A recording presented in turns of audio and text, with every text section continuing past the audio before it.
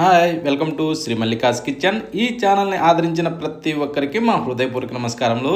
ఇవాళ చాలా మంచి రెసిపీతో మీ ముందుకు వచ్చాను. చాలా బాగుంటుంది. ఈ రెసిపీని చేయడం ఎంత ఈజీ అంటే అంత ఈజీ, రుచి కూడా సూపర్ టేస్టీగా ఉంటుంది. అందుకే ఈ రెసిపీని మీ ముందుకు తెచ్చాను. ముందుగా ఒక 6 కోడిగుడ్లు తీసుకోవాలి. అవి పచ్చి కోడిగుడ్లు. ఆ కోడిగుడ్లను ఇలా కొట్టి ఒక బౌల్లోకి పోసుకుందాం. ఇందులో ఏంటంటే మనం జాగ్రత్త పడాల్సిన విషయం ఒక్కటి, ఇలా కోడిగుడ్లు కొట్టి అందులో పోసుకునేటప్పుడు దాని పెంకులు అన్నది దాంట్లో పడకుండా జాగ్రత్త పడాలి. అవి ఏంటంటే మనం తింటే అరగవు కాబట్టి అందుకోసమనే ముందు ఇలా జాగ్రత్త పడ్డ తర్వాత ఇప్పుడు సగం స్పూను సాల్ట్ అందులో వేసేసుకుందాం. వేసిన తర్వాత ఇలా ఒక జాలి లాంటి దాని సహాయంతో మనం బాగా మిక్స్ చేసుకోవాలి. ఎలా అంటే మనం మజ్జిగ జిలికిన విధంగా ఆ టైప్లో బాగా పల్చగా అయ్యే విధంగా ఇలా చిలుక్కోవాలి. ఒక జ్యూస్ టైప్లో ఇవి రావాలి. అప్పుడేమవుద్దంటే ఈ రెసిపీ సూపర్ టేస్టీగా ఉంటుంది. మనం ఇప్పుడు కలిపేదాన్ని బట్టే ఈ టేస్ట్ సూపర్గా వస్తుంది. ఇప్పుడు దీన్ని పక్కన పెట్టేసి స్టవ్ ఆన్ చేసి ఒక ప్యాన్ పెట్టుకుందాం. ప్యాన్ పెట్టాక దాంట్లో 1 గంటి నూనె పోద్దాం. నూనె పోసాక ఆ నూనెని కాస్త వేడెక్కనిచ్చి ఇప్పుడు కోడిగుడ్లు కొట్టి రెడీ చేసి పెట్టుకున్న ఆ జ్యూస్ని ఇందులో పోసేసుకుందాం. అంటే కోడిగుడ్డు పచ్చసొన ఈ మొత్తాన్ని ఈ విధంగా పోసిన తర్వాత ఇప్పుడు మనం ఏం చేద్దామంటే మంట కాస్త మీడియంలో ఉంచుకునేసి, హైలో పెట్టద్దు, మీడియంలో ఉంచుకునేసి దీన్ని బాగా ఫ్రై చేసుకోవాలి. ఇలా జరుపుకుంటూ మీద ఉండే ఈ పల్చటి దాన్ని కూడా ఇలా జరుపుకుంటూ మన ఆమ్లెట్ టైప్ వచ్చే విధంగా ఇలా జరుపుకుంటూనే దీన్ని బాగా వేగనివ్వాలి. అప్పుడేమవుద్దంటే సూపర్ టేస్టీగా వస్తుంది. కాకపోతే ఏంటంటే అడుగు మాడకుండా చూసుకోవాలి. ఓకేనా? అడుగున ఎప్పుడైనా సరే ఇలా కదుపుతుంటే అడుగు ఎక్కువ శాతం మాడదు. మంట కూడా ఎక్కువ హైలో ఉండకూడదు, లో లేదా మీడియంలో అడ్జస్ట్ చేసుకుంటూ ఇలా మనం బాగా ఫ్రై చేసుకోవాలి. చూడండి, ఈ టైప్లో మంచి ఎర్రడాలుగా దోరగా రావాలండి. అలా మనం ఫ్రై చేస్తే అది తింటుంటే ఆ రుచి ఉంటుంది. చాలా అంటే చాలా బాగుంటుంది. ఒక్కసారి అనుభవించి చూడాలి. ఈ విధంగా ఫ్రై చేసిన వాటిని మనం ఇప్పుడు తీసి ఒక ప్లేట్లోకి వేసేసుకుందాం. కానీ చూస్తుంటే ఎలా ఉంది, ఇప్పుడే తినాలన్నంతగా ఉంది కదా.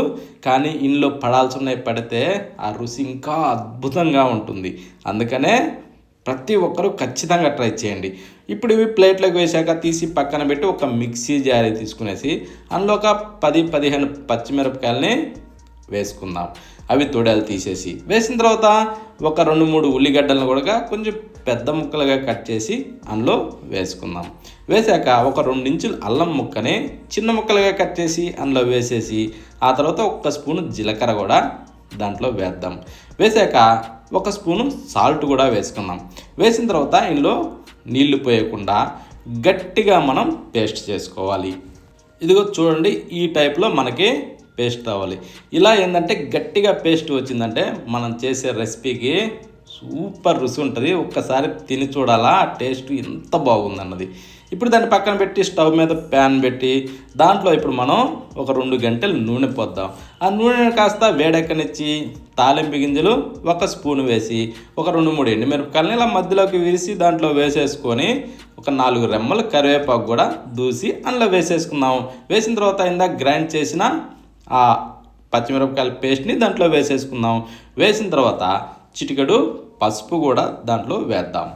ఇవన్నీ దాంట్లో వేసిన తర్వాత ఇలా మనం బాగా కలుపుకుంటూ మంట మీడియంలో కూడా కాదు, లోలో ఉంచుకునేసి దీన్ని మనం బాగా వేగనివ్వాలి. ఒక 4-6 నిమిషాల సేపు ఈ పచ్చి వాసన పోయేదాకా బాగా వేగనివ్వాలి. అప్పుడే దీనికి ఈ కారానికి రుచి అద్భుతంగా ఉంటుంది. ఓకేనా?